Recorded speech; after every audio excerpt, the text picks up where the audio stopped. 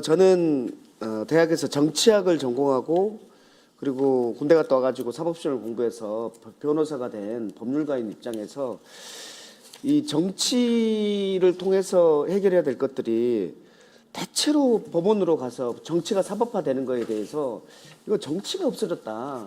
결국 고시 권력이 나라를 운영하는 이런 상황이 계속해서 강화되고 있는 상황에 대해서 이걸 어떻게 설명하고 어떻게 막을 것인지에 대해서 고민이 많은 사람인데, 오늘 박구영 교수님 주셨던 이 법관주의 또는 주지토크라시, 이거에 의해서 현상을 보면서 이게 이렇게 가면 안 된다라는 측면들을 말씀해 주신 거에 대해서 너무나 고맙게 생각합니다. 그러니까 민주주의가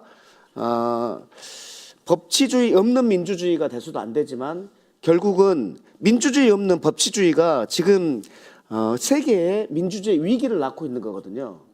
위기의 민주주의는 결국은 법치주의만을 강조한, 결국 내용적으로는 민주주의가 없기 때문에 발생하는 것이고, 그것이 이제 브라질 룰라에서도 나오고 이제 위기의 민주주의라는 책에서도 많은 전 세계적인 사례에서 나오는 거고, 우리나라에서도 윤석열 대통령이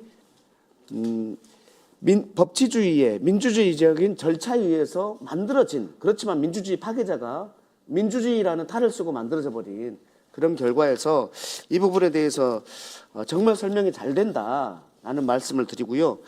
두 번째, 우리 이준희 교수님 말씀 주셨던 탄핵과 관련된 우리 개헌법이 실은 이 사태를 겪으면서 너무나 허술한 느낌들이 들었으나 뻥뻥 뚫려 있습니다. 기본적으로 국회에 대한 통과가 없는데도 불구하고 계엄군이 활개를 치고 있어요.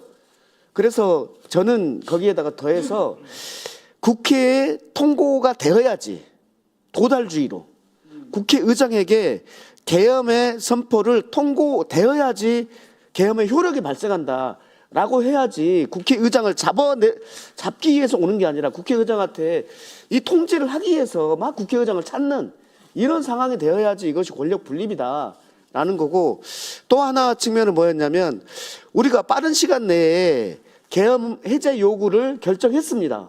그런데 그때 이제 저희들의 의문은 뭐였냐면, 이것을 바꿔도, 그리고 이 서류를 가지고 출발했습니다. 몇 분만이면 도달할 겁니다. 우리는 도달주의로 생각하고 있었어요. 근데 계엄 해제 요구안이 도달했음에도 불구하고 즉시 해제하지 않으면 그러면 어떻게 하나? 그럼 해제 효력이 발생하는 거야, 안 하는 거야? 국무위의 심의를 거쳐야지 해제 효력이 발생한다고 하면, 국회의 권능보다 이놈의 국무회의의 심의가 더 큰 권능이야. 말도 안 돼. 헌법 체계적으로 말도 안 되는 상황이 지금 벌어지고 있었다. 그래서 그 부분에 있어서도 국회의 해제 결의의 통과로 즉시 계엄의 효력은 없어져야 된다, 무효가 돼야 된다, 이런 부분이 핵심적으로 좀 바뀌어야 되겠다라는 생각을 하고요. 마지막으로 저는 지금의 상황과 관련해서 가장 국민들이 걱정하는 부분은, 이 미치광이 대통령, 이걸 저는 이렇게 표현해요. 5살짜리 아이가 권총을 쥐고 있는 이 상황에서 시민의 안전을 지키기 위해서 빨리 권총을 내려놓게 하는 것이 핵심이다. 즉 직무정지가 핵심이라고 지금 보는 거고, 거기에 대해서 지금 한동훈 대표가 동의한 거에 대해서 정말 다행이다. 한동안 좀 이상해졌었는데 그 방향으로 어젯밤에 간 거에 대해서 굉장히 다행이라고 생각하고, 그러면 이제 그 5살짜리 어린아이에게서 총을 내려놓는 상태, 즉 직무정지가 된 상태에서 우리는 탄핵 소추 이후에 탄핵 의결만 바라보고 있을 것인지, 즉 또다시 법관의 출신인 헌재의 결정만 우리가 바라보고 있을 것인지, 또 고시 권력한테 이 나라의 운명을 맡길 것인지에 대해서는 우리는 다시 한번 고민해야 된다. 제 생각은 뭐냐면, 정치로 풀어야 되고 국민들이 결정을 내려야 한다고 생각합니다.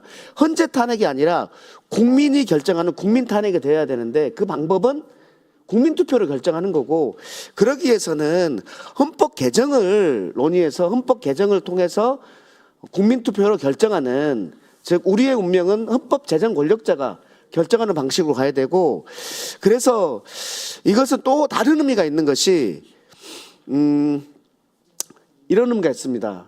우리 시간이 막 없고 그렇다고 생각하지만, 헌법 개정과 관련해서 우리는 기존에 많은 논의를 했고 그중에서의 최소한들을 가지고 국민들과 빠른 논의를 거쳐서 저는 87년 체제를 넘어서는 그런 헌법 개정안을 마련하고 그리고 헌법 개정 국민투표로 결정을 했으면 좋겠다라는 생각들이 있습니다. 한 말씀만 더 드리면 미안합니다. 우리 지난번에 촛불을 통해서 그 탄핵이라는 이 사태가 이 상황이 있었습니다. 그런데 그 결과가 어땠냐면 민주당이 집권했고 민주당이 집권한 이후에 적폐청산을 2년 이상 하고 그리고 탄핵 때 있었던 전 국민적 각성을 이것을 승화시켜 가지고 대한민국의 사회 대변혁으로 만들어내지 못하고 결국 민주당이 집권하는 것으로 홀라당 이걸 말아먹고 5년 만에 이 반민주 세력 윤석열에게 정권을 내주는 그런 결과가 왔습니다. 여기에 대해서 철저히 반성을 먼저 해야 한다고 생각합니다. 국민들 입장에서는 너희들한테 이렇게 고생해가지고 지난번에 줬더니 이 결과가 났잖아. 근데 또 그 상태로만 계속 가면 안 된다라고 보기 때문에 그것을 위해서 먼저 반성하고 사과드리고 세 번째로 그렇지 않은 사회 대개혁의 로드맵을 내놔야 되는데 이것이 87년 체제를 넘어서는 헌법 개정의 내용으로 내놔야 된다라고 보는 거예요. 그래서 이 탄핵 소추를 오늘이든 내일 하고 나서 탄핵 의결까지 180일 내에 하는 거잖아요. 이거 그냥 보고 있으면 안 된다. 저희는 그 사이에 헌법 개정의 내용, 즉 사회 대개혁의 방향을 설정을 정치권에서 하고 국민들에게 투표로서 결정을 받아서 탄핵 의결 전에 국민에 의한 국민 투표로 우리의 미래를 결정하게 만들어야 한다는 것이 제 주장입니다.